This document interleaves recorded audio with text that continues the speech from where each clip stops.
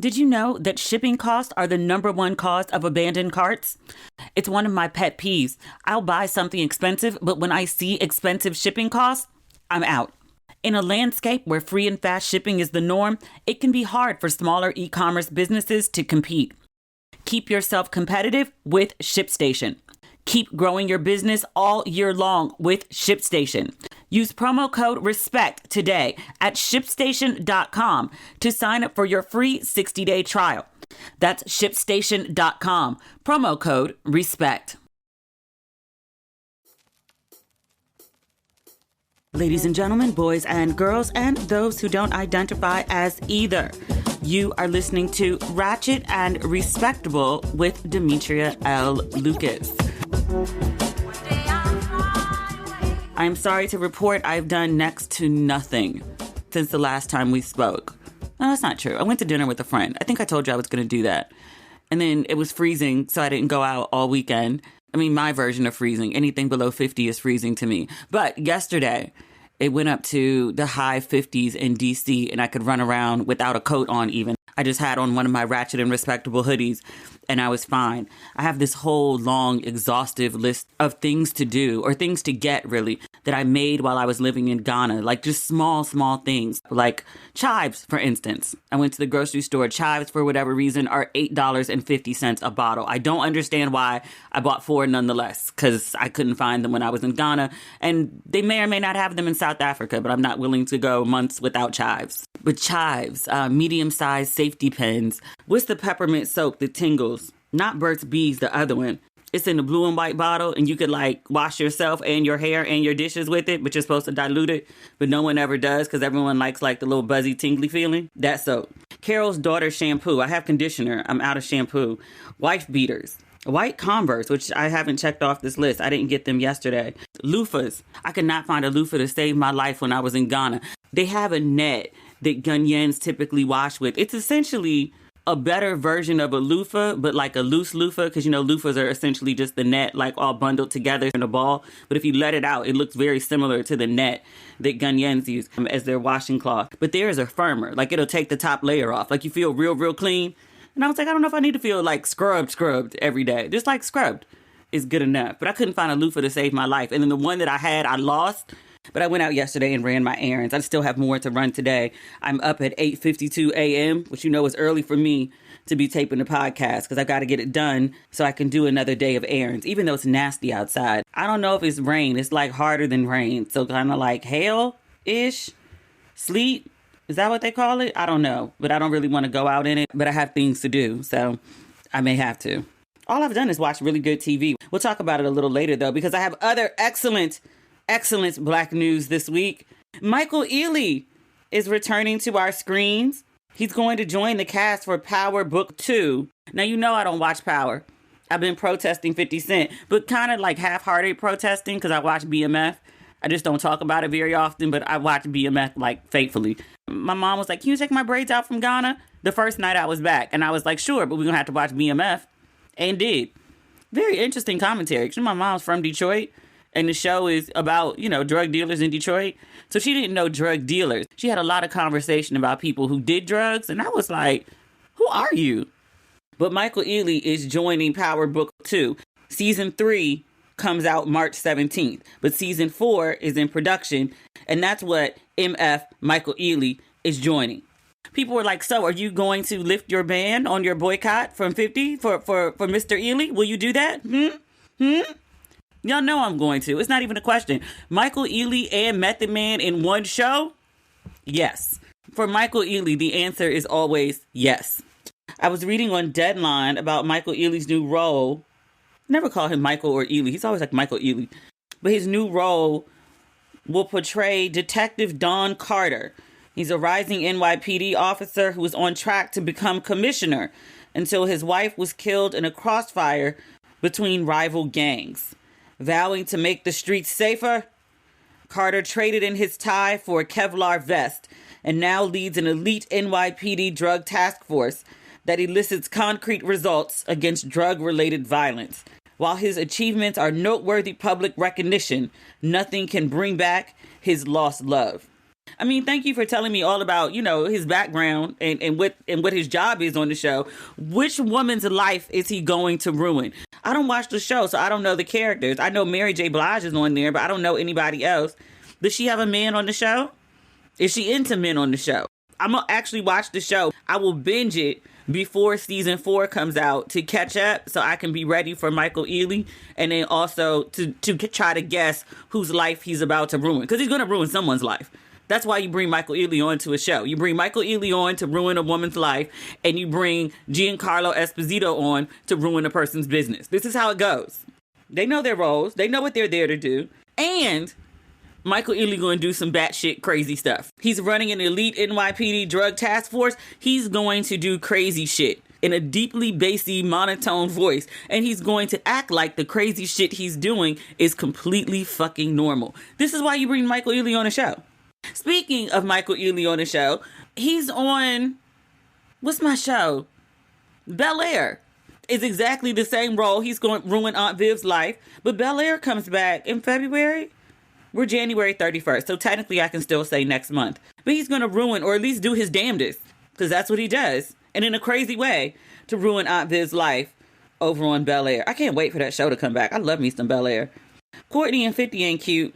They ain't cute. They know what they're doing with this Michael Ealy thing. For all the people who resisted Power Book 2, it's like, we gave you meth and you still held out. We'll give you Michael Ealy. Try not to watch. Try. I know what y'all did. It's smart. I'm not mad. Speaking of good castings, remember on a previous episode, we talked about Antoine Fuqua is directing a biopic about Michael Jackson. And I was like, I'm willing to hear it out. I want to see who they cast for Michael Jackson. They have selected an actor. It's his nephew, one of Jermaine's kids. He is a singer. He is a dancer. I saw a video for one of his songs on YouTube. He has a good voice. He has good dance moves. I don't know if they're his uncle's dance moves per se or his uncle's voice, but the look is right. He doesn't look exactly like a young Michael, but he's in the ballpark. I'm feeling warm. I also read that the producer for this film is Graham King, and he's the same guy that did Bohemian Rhapsody, the biopic of Freddie Mercury, which was outstanding. I fell in love with that film literally from the opening scene where they followed him backstage. I want to say, was it Global Citizen? No, I just looked it up. Live Aid, 1985. But they followed him from backstage onto stage, and he just does this amazing performance. And I was like, oh, I'm sold. I'm all in for this film. That's another one, like the Elvis film that I'll watch like over and over and over. I really, really enjoyed that. So this is looking promising so far. I'm actually, I won't say excited. I'm not quite excited, but I am anticipating this film. It's going to take another 2 years before it sees the light of day, though. Hollywood. I guess we're going to talk about films first, because I've been watching a lot of TV. I mean, like a lot. One thing I won't be watching again, Kindred on FX. I don't know if we talked about it on here. I really enjoyed it. It was a TV series based on Octavia Butler's book from 1979. You know, they updated it. They gave it some new oomph, which some people appreciated, some people didn't. I judged the series on the series. I actually thought it was really good. Like, I enjoyed it. It was riveting. It was horrifying. It was horror, but without being horror porn. I binged it straight through because I couldn't stop watching. Really, really enjoyed it. FX apparently did not. I don't know what the ratings were or what the budget was, but FX has chopped it. There will be no season 2, which kills me because it ended with a cliffhanger. And I was like, wait, where do we go from here? I mean, I know where we went in the book, but I was like, where do we go in the series? Because the series is slightly different. And I actually like the series. And then there is no more. And I'm like, are you kidding me? They are not kidding me. It is over. I did read that the showrunner, I think it's the showrunner, is going to try to move it to another network. You know, like the game, move from network to network. I would love to see that happen. But there's not a good track record for it. I mean, for stories like that. I'm thinking like Misha on Underground. Remember Underground had 2 seasons? That was one of the best shows, black shows, ever on TV. I loved Underground. And then it got canceled after 2 seasons, and then Misha was going to try to move it. I want to say they were trying to move it to OWN, but Oprah was like, it's too expensive. I don't know if Oprah per se, but the network was like, it's too expensive to pick up. But that didn't happen. And the same thing with, what was the other Misha show? Misha makes great shows. It's because they're expensive and they're on white networks. What was the other show? Lovecraft. Country? County. Country. But that only had one season, and they were going to try to move that somewhere else too, and no dice. That was good TV. Damn. I watched, the Roberta Flack documentary. I had posted about this Dionne Warwick documentary that was on CNN, which was really, really good. I had no idea I needed to put that much respect on Dionne Warwick's name. Like, I had respect on her name. Like, I knew she made great songs, but I didn't realize how exhaustive her list of music was. Like, until they started playing it in the documentary, I was like, wait, that's you too? That's you? That's you? That's not Luther? I know Luther covered. I didn't know he covered all your songs. Vast and long and varied soundtrack. Really, really good documentary. But I love that one, and I wrote about it on my social media pages, and everyone was like, oh, did you watch the Roberta Flack documentary? And I hadn't. It took me a minute to get to it. I did watch it over the weekend. That's another person who needed to put more respect on their name. Like, I knew the highlights, but then once they started playing some other music, I was like, oh, that's you? Oh, I never heard this. But like, just from this little snippet that I'm hearing, I want more. And just some things, it's like you hear a song here, a song there, a song here, a song there, and you recognize it as, oh, that's Roberta Flack. But then when you hear it all together, you're like, oh, you did all that, sis? And then also like her duets with Donny Hathaway, just beautiful, beautiful, beautiful, beautiful. And Peabo Bryson, beautiful. I didn't know she was a child musical prodigy. I didn't know she went to Howard when she was 15 on a music scholarship. I didn't know she was a music teacher. There was so much I didn't know about her. The best part was she made, which I think is one of the most beautiful love songs ever, The First Time Ever I Saw Your Face. It was recorded 3 years before it blew up and before she got a Grammy for it. Like, she recorded the song. It had some radio play, but, nothing big. It wasn't a hit. And then Clint Eastwood was directing his first film, and he played the whole song as part of the film. It's like the lovers finally realize what they have and, blah, blah, blah. But he plays the whole song, and then that's when it goes huge, and that's when it wins a Grammy. But 3 years after it was released, I was like, what was wrong with American ears? Like, y'all heard that beautiful-ass song and sat on it for 3 years? 3 years?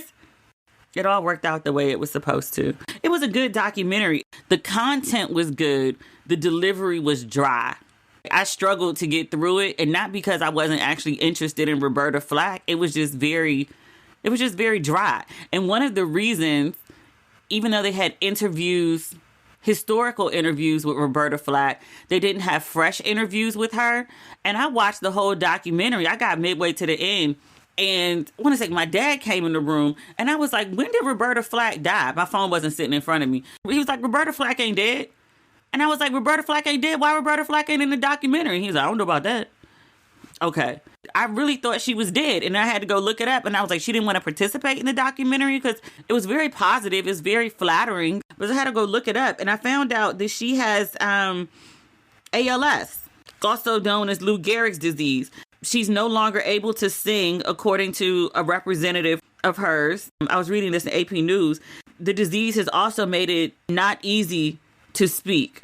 And I had to go look up what ALS is. I've heard of it, but I never really knew what it was. It affects fewer than 20,000 people in the U.S. per year. It's an incurable condition, and it's a disease of your nervous system.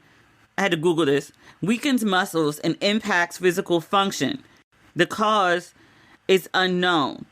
And some of the symptoms include muscle weakness, problems with coordination, muscle spasms, or overactive reflexes. Your whole body can feel fatigue. You can feel faint. You can have difficulty speaking, vocal cord spasms, shortness of breath. Like, it's a whole long list. And I was like, oh my God, Roberta.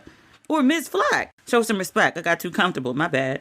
I had no idea. So prayers for Roberta Flack. I mean, I'm glad that even though she wasn't in the documentary, she is aware that there is one, and she is receiving her flowers while she is alive. But it's a good documentary. It's worth watching. Just heads up, it's a little dry.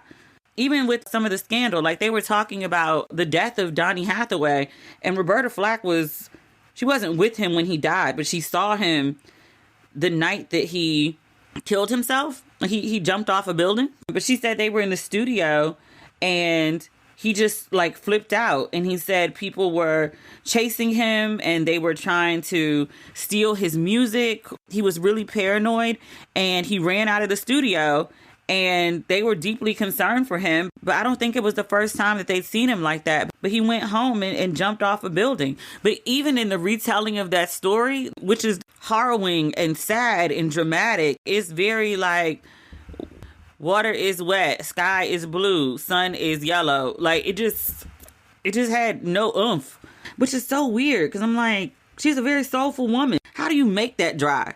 She's not dry. She's clearly not dry. Like, I don't understand how y'all make a documentary about Roberta Flack dry. Did you know that shipping costs are the #1 cause of abandoned carts? It's one of my pet peeves. I'll buy something expensive, but when I see expensive shipping costs, I'm out. In a landscape where free and fast shipping is the norm, it can be hard for smaller e-commerce businesses to compete. Keep yourself competitive with ShipStation. When you use ShipStation, you can lower shipping costs, make returns easy, and keep your customers happy. And with all the time you save from automating your shipping tasks, you can keep your business growing all year long. Running a business can be stressful, but using ShipStation is not. Right now, they have a free trial and a quick setup. And if you've been on the fence about trying ShipStation, now is the time to do it. With all the best discounts in the industry, you'll never worry about overpaying for shipping. Get up to 84% off UPS and USPS rates. And if that's not enough, use my promo code to try ShipStation free for 2 months. Over 130,000 companies have grown their e-commerce businesses with ShipStation, including Ratchet and Respectable. And 98% of companies that stick with ShipStation for a year become customers for life. Keep growing your business all year long with ShipStation. Use promo code RESPECT today at ShipStation.com to sign up for your free 60-day trial. That's ShipStation.com. Promo code RESPECT. When you're at your best, you can do great things. But sometimes life gets you bogged down and you may feel overwhelmed or like you're not showing up in the way that you want to. Working with a therapist can help you get closer to the best version of you. Because when you feel empowered, you're more prepared to take on everything life throws at you. I am a huge advocate of therapy. I think everyone should get a little, and especially the people that don't think they need it. Trust me, you do. If you're thinking of giving therapy a try, BetterHelp is a great option. It's convenient, flexible, affordable, and my favorite part, entirely online. Just fill out a brief questionnaire to get matched with a licensed therapist and switch therapists anytime for no additional charge. If you want to live a more empowered life, therapy can get you there. Visit betterhelp.com/ratchet today to get 10% off your first month. That's BetterHelp, HELP.com/ratchet. I also watch You People. That's the new Eddie Murphy film on Netflix. I should say Eddie Murphy and Jonah Hill, since Eddie Murphy is technically not the star of the film. It's Jonah Hill and Lauren London. Eddie Murphy plays Lauren London's father, Akbar. He's a Nation of Islam Muslim. His daughter is marrying into a traditional Jewish family. So he has to, adjust to his new son-in-law and his daughter's new in-laws. Some people didn't like it. Like, some people were like, it was horrible. It was trash. I've seen horrible reviews of it. The critique I find the most worthy is there was no chemistry between Jonah Hill and Lauren London. And people were like, in real life, that pairing would never happen. Jonah Hill is never landing a Lauren London. And people were like, I can't suspend disbelief enough for this movie to believe in this couple. Fair. They had much more friendship energy than couple energy. I didn't really buy them as a couple. But overall, I thought the movie was hysterical. And just in reading the reviews, because people were talking about it up and down my Facebook page, there's no in between. People either loved it and were laughing till they cried, or people were like, this is the dumbest thing I've ever seen. It's racist. Fuck Kenya Barris, because he's a producer. Are we on 6 projects about interracial families? He's kind of obsessed with interracial and mixed stories. I mean, everyone has their thing, okay. It doesn't really bother me, but I also never watched Blackish or Grownish or any of the issues. I only watched that show on Netflix There was kind of like a Larry David-esque with him and the family. The first 4 episodes were terrible, but the last 4 ones were good. I don't even remember the name of it. I think it was supposed to get a second season, actually, but Kenya walked away from his deal at Netflix, which was supposed to be for a whole lot of fucking money, but he bounced. So I guess that show's not coming back. But this is my second Kenya Barris Mixed People project. It doesn't bother me. It might in time, but as of right now, it doesn't bother me. I thought this shit was hilarious. Eddie Murphy's intro, when he walked in with a shirt that said Fred Hampton was murdered, and the first thing he started talking about, he was like, is it me? Or black people's hair is just getting curlier and curlier. He was like, in a few years, we all gonna look like Bruno Mars. That shit was hysterical to me. People are like, that's not funny. And I'm like, that's not funny? Shit's hysterical. I liked it. There's another critique that I find valid. That people keep saying, they were like, why was Nia Long even in there? Like, you brought in Nia Long to be Nia Long, and like you didn't even use her. Like she was just sitting there. She was a lump. Like she barely had any lines. And I was like, fair critique.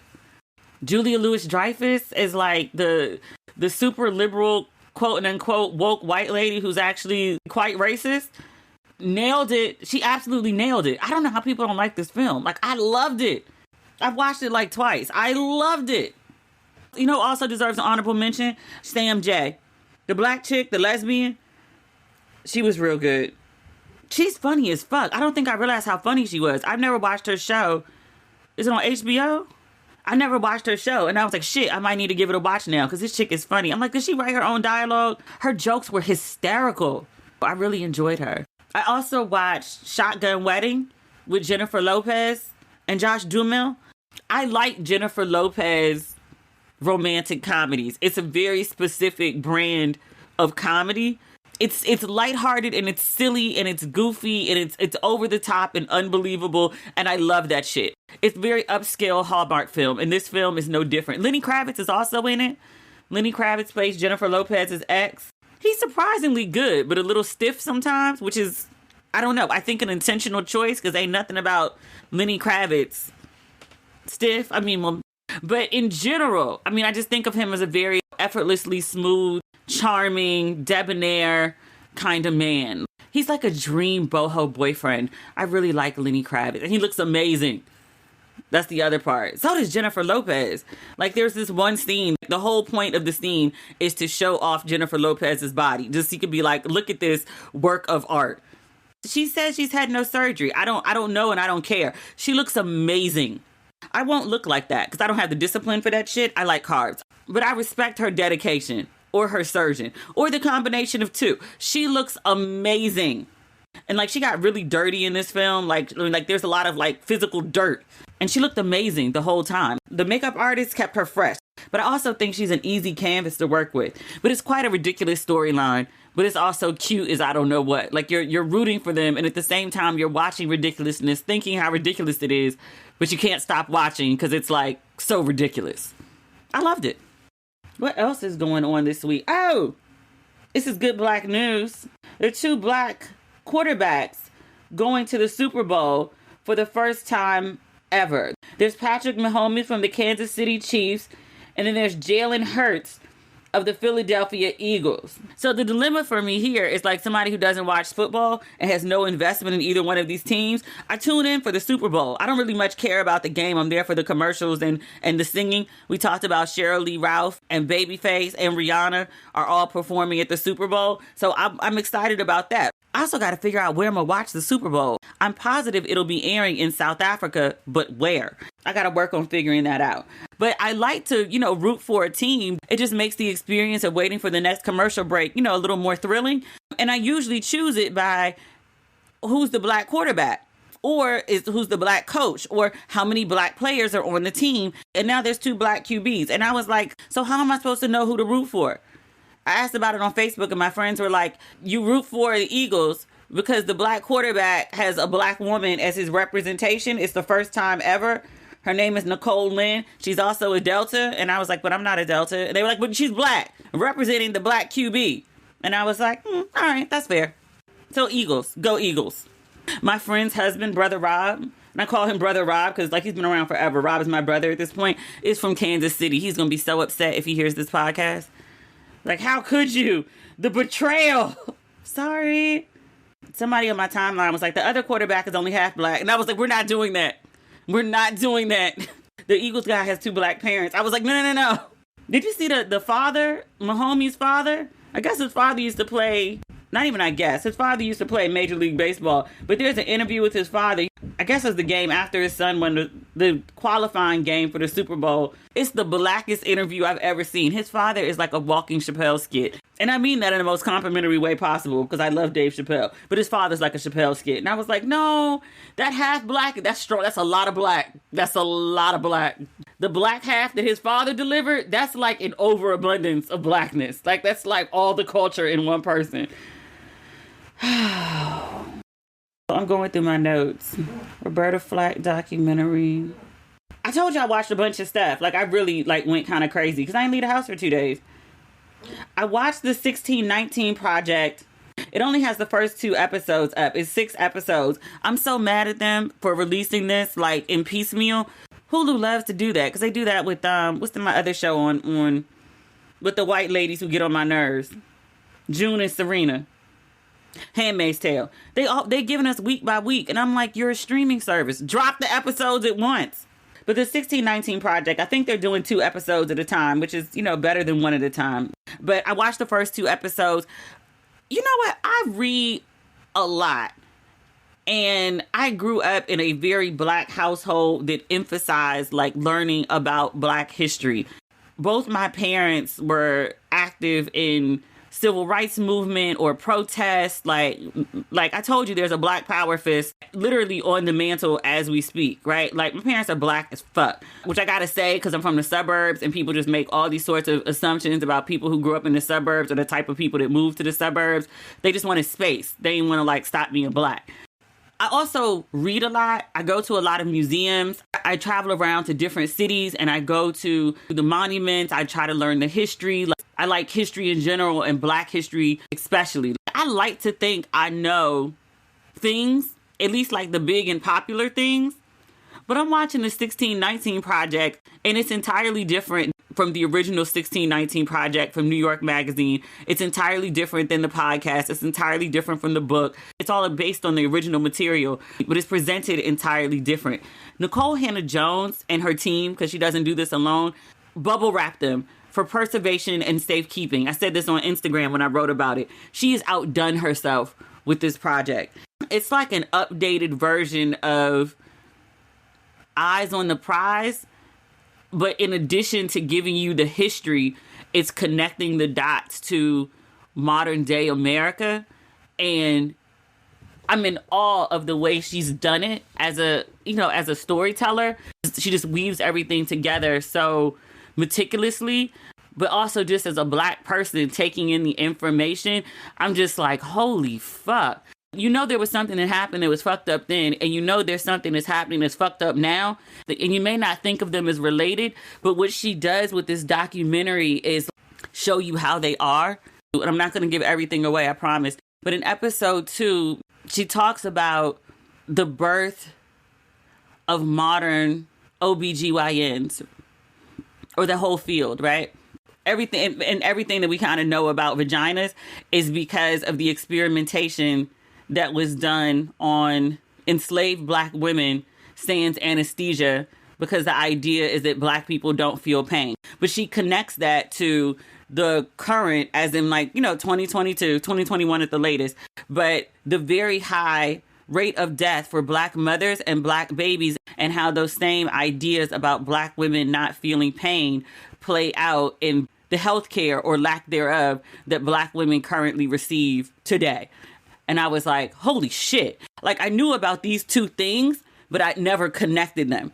She also makes a connection between democracy, voting, and its power, and how black people obviously were kept from voting. But then there's Reconstruction, where black people were allowed to vote and they start electing black people like crazy.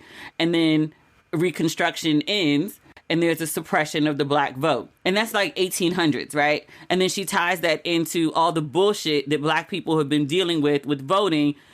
I mean, it's always been a thing, but how it's been heightened seemingly over the last couple years. And she gives examples of everyday bullshit. Like, people go to the polls and they're like, nope, sorry, you can't vote here. Your polling place is 20 miles away. And they're like, what do you mean? I voted here my entire life. And they're like, nope, not anymore. Then in watching the documentary, I had this aha moment, because there has been so much pushback against the 1619 Project or this African-American AP curriculum down in Florida. The whole idea of CRT being taught to students, which for anyone who knows anything about CRT, and to be honest, I had no idea what it was until everyone started talking about critical race theory. And I was like, what is this? But there's a reason for that, because it's really only taught like in law schools. It's really only taught to people who are getting graduate degrees in African-American studies. This is not something that's being taught in, I don't know, junior high or elementary or even high school. Somebody just came up with this thing and was like, let's be anti this. And everyone jumped on the bandwagon, not knowing that they're against something that didn't even fucking exist to begin with. But okay, Florida has this anti-woke law. But my thought process about all these white folks who are up in arms about Black people learning history or white people being held accountable for, racism, because it's not like Black people are doing it to ourselves. I always thought that the idea behind it was we don't want Black people to learn the truth about themselves or their contributions, because it will empower them in some way. They will want more. They will ask for more. They will really rev up on this demand for reparations. Like, I thought that's what it was about. And then watching this documentary, I was like, oh, this really has nothing to do with Black people. You don't want people getting up with essentially long receipts in the forms of published research, expert commentary, artifacts, historical documents, and such, pointing out that your ancestors were trash. And by your ancestors, I mean, damn near every white person going back to 1619, but also your grandma and probably your mom and dad and you too, and maybe your kids. I think that's what the real issue is. It's like, you don't want people pulling your receipts and being like, yeah, so here are all the ways that you've been shitty for 4 centuries. And I'm going to list them out for you one by one. And then I'm going to give you personal examples of the people that you shit on. Like the protesters in their late teens and early 20s that you were upset that they were protesting. So you put them on death row with hardened criminals. And that wasn't bad enough. You took one of them and you strung them up. You by their wrist. You had them hanging there and they defecated on themselves and you left them there to die. Dr. Nicole is speaking to the gentleman that this happened to. He's telling the story and he says, yeah, but there was like this organization that came to the prison, some sort of like do good humanitarian group. But like, you knew this group was coming to the prison and you didn't even have the common sense to be like, yo, take him down, because that's going to look crazy if they see that. That's how normalized it was. That it never even occurred to people to be like, oh, this is something we should do in the dark. This is something we should hide that we do because we don't want other people to see it. You didn't even think about it. That tells me just how common this shit was. But no, if I was like a white racist especially, I wouldn't want people to know if I did that shit. That makes me look like a fucking monster. America has excellent branding. Like, we have convinced the world that we are the superpower, we are progressive, and we are knowledgeable, and everyone should bend the knee for us because we're, superior. And then this is our, our dirty laundry being aired worldwide. I mean, I get it. I don't agree with it, but I get why people are so upset about it. Also, even if you don't watch 1619 Project, look up the Rhinelander case. Rhinelander. White man who marries a black woman, and then when people figure out that she's black, he sues her and was like, she deceived me. I don't understand how this has never been made into a movie. There allegedly have been movies that are inspired by it. One of them, I think, is Nella Larsen's Passing, but I don't understand how no one's actually ever done like a movie, a Broadway play, a book, nothing based specifically on this case. Fascinating. Huge, wealthy New York socialite marries like a black chick. And then when people are like, hey, she's black, he's like, no. And then at the trial, they had the woman take off her clothes and like the white men in the jury examined her. Does she look black with her clothes off? Crazy shit. Look it up. Never heard of it before. And I was like, how did I miss this? Nobody told me. I didn't know to look. We all have that one bra we wear on the daily because it's the most comfortable one we own. And let me tell you, that bra you thought was nice doesn't compare to our new favorite. I'm talking about our sponsor, Honeylove. Honeylove has revolutionized the bra game, so you no longer have to deal with uncomfortable underwire or sacrifice support. You'll immediately feel and see the difference. For a limited time only, you can get Honeylove on sale. Get 20% off your entire order with the code RATCHET at honeylove.com. Support our show and check them out at honeylove.com and use the code RATCHET. I've had so many bad experiences with my undergarments, from imperfect fit to cups that just don't give me the support I need. I adore Honeylove because of the perfect fit and all of the support. You know that feeling when you get home from a long day and immediately want to take off your bra? With Honeylove, you'll never experience that again. Their bras are so comfortable, you'll forget you're wearing them. Honeylove's bestseller crossover bra is so comfortable, it's sure to be your new go-to. This bra gives all the support of traditional bras without using any underwires. Plus, mesh detailing adds a touch of sexy. This is the one bra you'll actually enjoy wearing. And if you're tired of bras that cause bulging in the back, Honeylove's bras are designed with back smoothing fabric to prevent bra bulge. Honeylove has you covered for the every honeys. You need this in your life. You've earned it. Treat yourself to the best shapewear on the market and save 20% off at honeylove.com with the code RATCHET. Use code RATCHET at honeylove.com. Cinched, snatched, and lifted. It's hot girl season thanks to Honeylove. What else do we have on our list today? Is it really all TV? Which I don't mind. I guess quarterbacks are not TV, but then the Super Bowl airs on TV, so I guess it is TV in a way. Oh, Common and Jennifer Hudson are allegedly dating. You know what? I like Common. I really don't have anything against him. I really don't. I just drag him on occasion because people drag Lori Harvey. And I just find it amazing that no one drags Common for doing literally the exact same thing. He actually has whole relationships with people. Lori Harvey, the only person we know she's been in a relationship with is the guy she was engaged to, Damson Idris, Michael B. Jordan, who was on SNL the other day. I saw his opening monologue where he looked nervous as fuck. And then he also talked about having his first public breakup. He says he's on the dating apps now. It's like, yeah, okay, whatever. I don't think he should have mentioned it. I could see if the breakup happened within like the month that he was on SNL, but they've literally been broken up for 6 months and she's publicly moved on with somebody else. It was just weird. And I was like, oh yeah, she's still on your mind, bruh. And even if he didn't write his own monologue, whoever wrote it for him, he should have been like, I'm not saying that shit. He can say no. He's Michael B. Jordan. If he couldn't say it, he should have had his manager say it. Like it didn't bode well for him. I heard he was funny though. I saw one clip where he was playing like Jake from State Farm. It was funny. I saw the one about Southwest. They clowned them. That was funny too. I haven't heard about anything else. I don't know like if it was bad, if it was good. I don't know. But I say that to say, Lori, we know of like maybe 3 relationships, maybe. She's in her early 20s. I expect her to date many people or a succession of quick relationships because she literally just turned 26. You're figuring out your life. You're figuring out what you like. Like that's what your 20s, especially your early 20s are for. Common, Rashid gotta be 50. How old is Rashid? Lonnie. Common is 50 years old. 50. He's still running through people the way Lori Harvey does. It's like off the top of my head. Erica, Taraji, Angela, Serena, Tiffany Haddish, and now allegedly Jennifer Hudson. And look, if people didn't clown Lori Harvey the way that they do, I would have nothing to say about Common and how he conducts his affairs or his penis. I wouldn't have anything to say. Like, I'm like, you know what? If you're not ready to marry, then don't marry.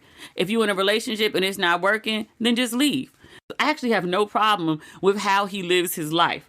I only speak about him because he's the closest example of a man doing what Lori Harvey does, and he gets away with it unscathed. And it drives me up a wall that people go so hard against Lori Harvey and then have nothing to say about Common.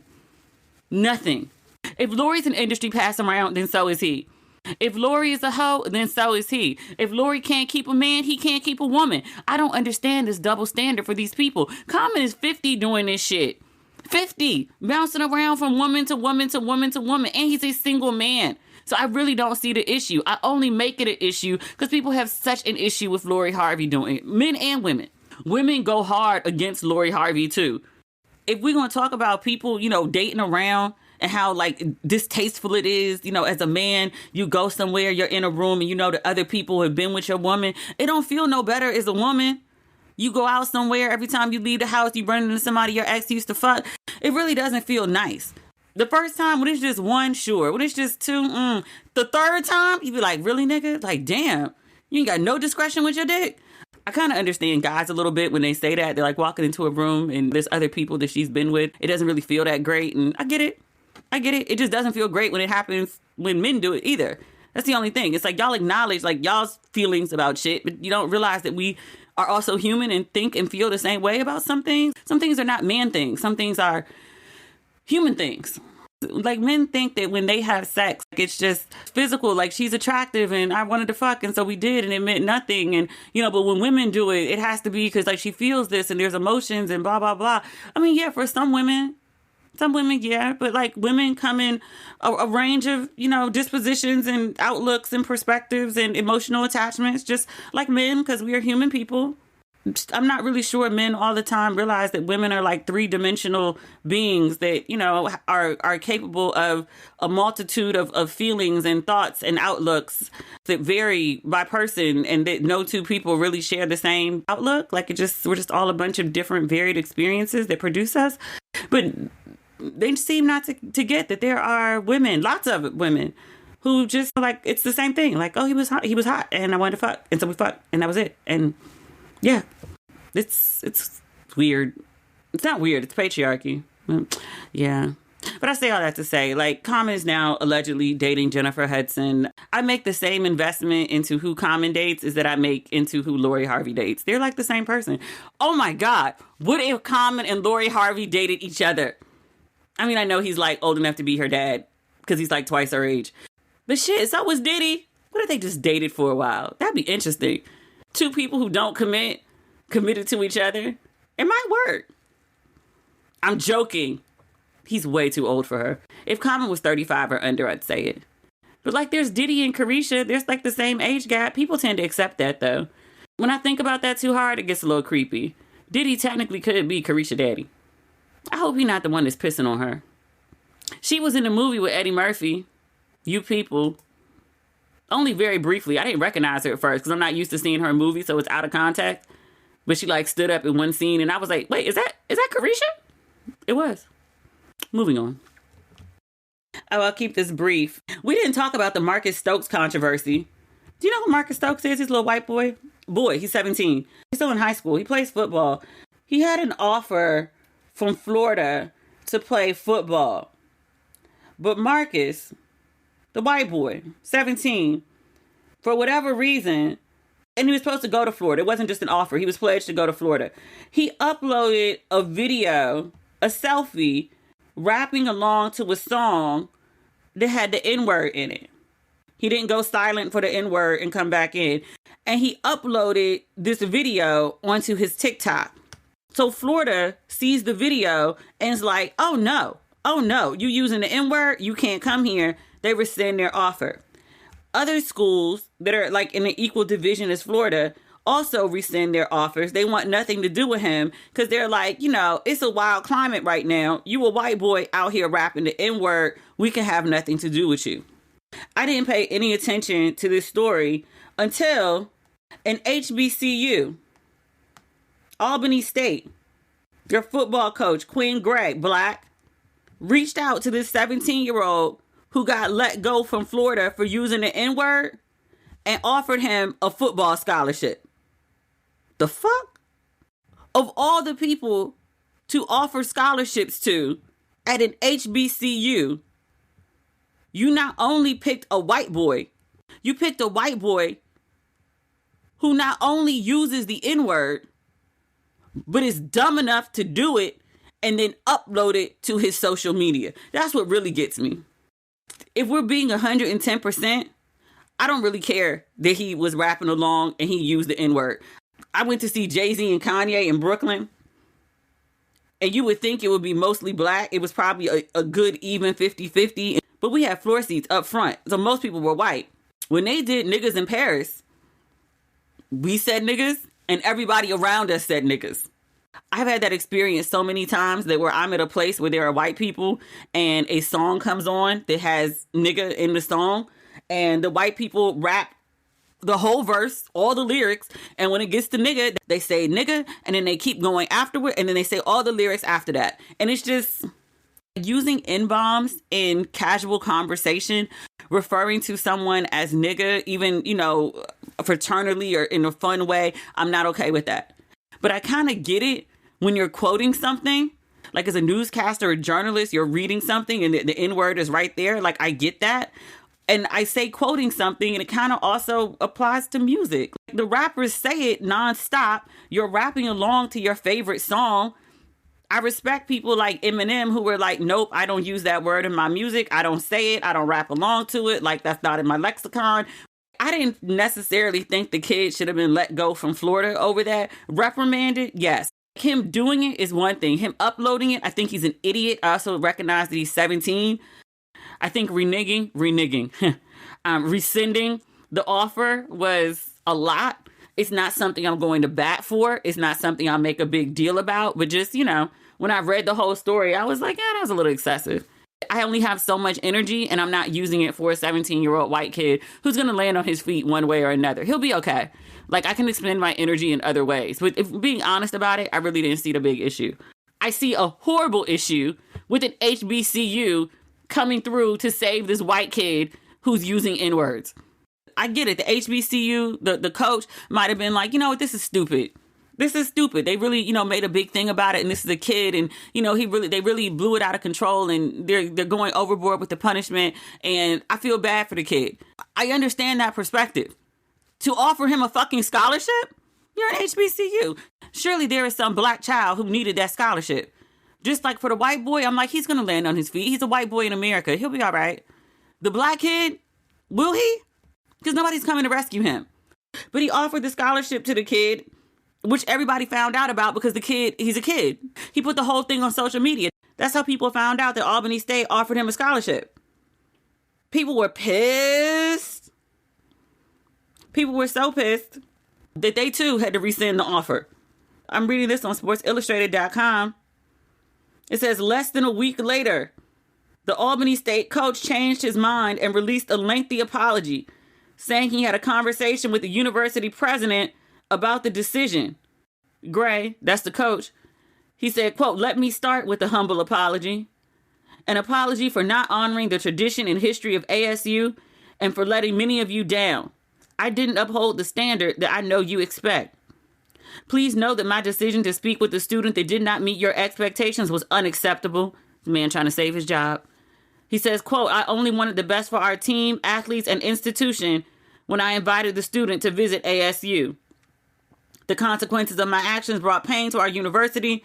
I was trying to help a student get back in competition, and in my haste, I did not consider the impact the decision would have on all of you. Now, apparently the white boy was a good player if Florida wanted him. I kind of get the idea if there's this good player floating in the wind and, you know, he can't go to Florida. He was good enough for Florida, so why can't he come here, put him on our team, you know, stack up our team, make it good? But you really didn't think at all, as a black man, of how it was going to go over with your black university and your black players of having this white boy on the team who is best known for getting kicked out of Florida's program before he could get in for dropping the N-bomb? Really? I'm surprised he still got a job. This apology is him trying to keep his job. The best part of this article, though, is not even the apology. It's the final line of the whole article that notes that the white boy who used the N-word wasn't the only HBCU trying to offer him a scholarship. Alabama A&M did too. Threw them right under the bus in the final line. So, not everything, but that's what we got for this week. We had a hefty episode this week. I'll be back on Friday with a new episode. All right. Talk soon. Bye.